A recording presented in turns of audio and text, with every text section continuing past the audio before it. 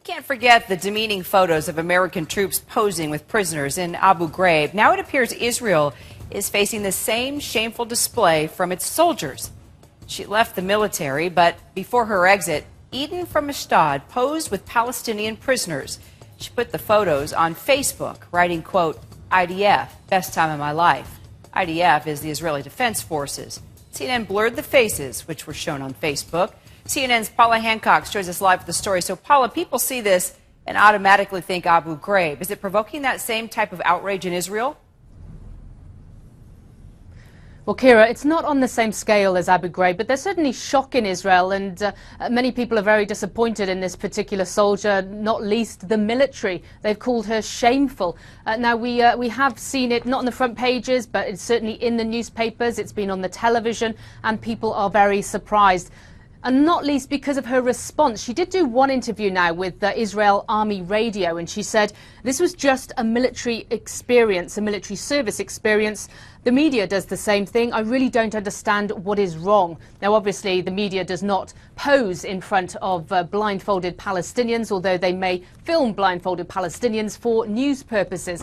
But this response has really grated against much of the Israeli public even more. One commentator on Israel's Channel 2 saying, I deeply regret she doesn't even understand what is wrong with this. It is unfitting, wrong and ethical. And according to Israeli media, she's now getting an awful lot of threats and hasn't actually left the house since. Kira? Well, she's no longer in the military as well, so can she be punished for this?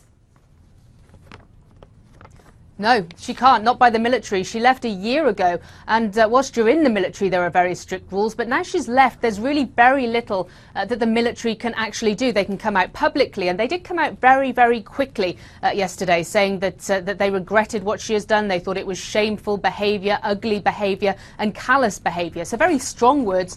But they can't physically do anything to her. But as I say, she is getting death threats, according to Israeli media, and there's a possibility now she may even ask for the police to protect her.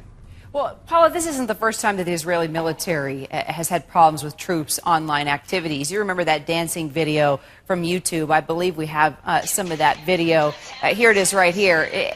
You know, has there been any discussion of limiting their activities online, or have they had limits put forth and they're just not paying attention?